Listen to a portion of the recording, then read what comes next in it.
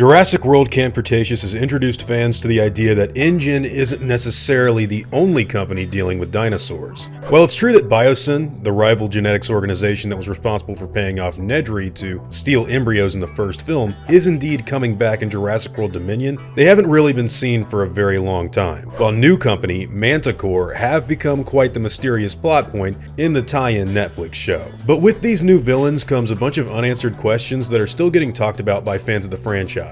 And with Season 4 right around the corner, they could be making their return in a big way.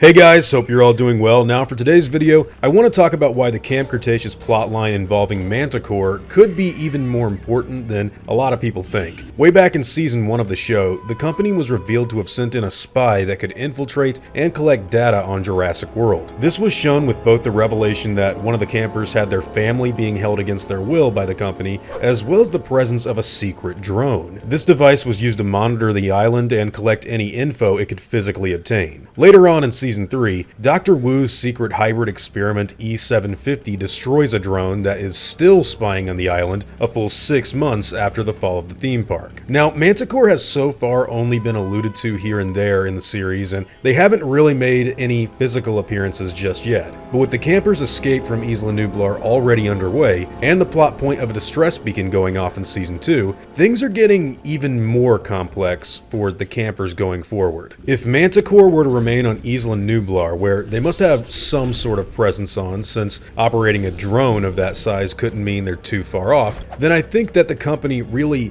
has to show up in some other story down the line. However, if they actually follow the survivors of Camp Cretaceous to wherever they may end up, well, that's where I think things get even more interesting. Eventually, an answer to what happened to the beacon from Season 2 will come about, but with a malicious and pretty hostile genetics company operating in the shadows and being under the radar of InGen for so long, we could very well see these guys cross over with yet another popular theory for Season 4 of the series, which involves the campers making their way over to Site B, which has also been theorized to be what Colin Trevorrow was talking about when he discussed how the Netflix series would tie in with Jurassic World Dominion. To put things into a simple to understand description, here are the facts. Mantah Corp, a rival genetics company wanting dinosaur information from Jurassic World, was alluded to and even set up as the main antagonizing force in Camp Cretaceous. They have access to drones, spies, and even the ability to remain out of sight from any other company or force that has made it onto the island so far. They seem to have caught at least a quick glimpse at E750 right before the Scorpius Rex destroyed their equipment, which means they may even have intel on that hybrid,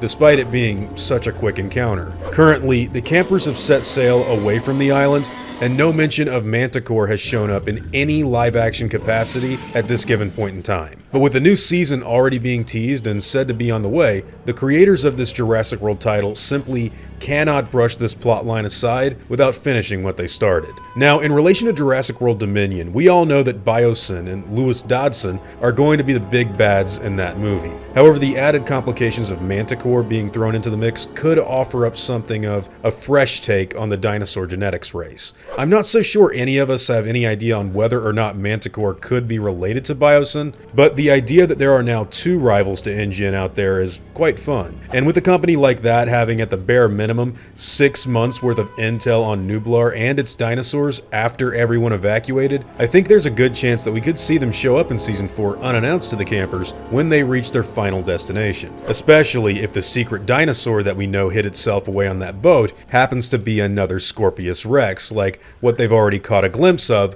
through that drone. Could this tie back into Site B and Dominion as a whole if that is where the survivors are headed in the new season? Well, to tell you the truth, while nothing is concrete just yet, I absolutely think this is a real possibility. In fact, I'd say that all of these plot points are probably going to lead into a pretty big confrontation when the new episodes premiere in a few months' time. But until now, all we know is that Mantah Corp, the company responsible for sneaking around and attempting to steal genetic information from Jurassic World, is not only still out there, but they now have a bit of visual info on one of Dr. Wu's hybrids. And their story with Sammy and the other campers from Nublar isn't over just yet. Anyways guys, these are all just my own thoughts on the subject matter. What do you think? How will Mantah Mantah Corp be reintegrated into the plot, and what do you think will happen to them when everything is said and done? This is kind of a fun little what-if question that I know will get answered later on in Season 4 or Season 5 or even Dominion, but we really have so little evidence and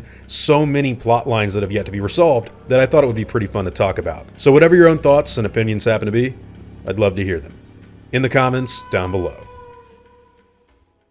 Now before I go, I'd like to thank all of my game wardens, as well as all of my InGen executives. I'd also like to thank all of my park workers and InGen hunters as well. Guys, it really means the world to me that you all continue to support what I do, and I never want you to ever forget that. Now, I'd like to thank you all for watching today's video and hope that you all enjoyed the content. If you feel like I deserve it, I'd appreciate the like and hope that you'll consider subscribing if you're interested in hearing from me again. I'll see you all in the next video, guys, and as always, take it easy.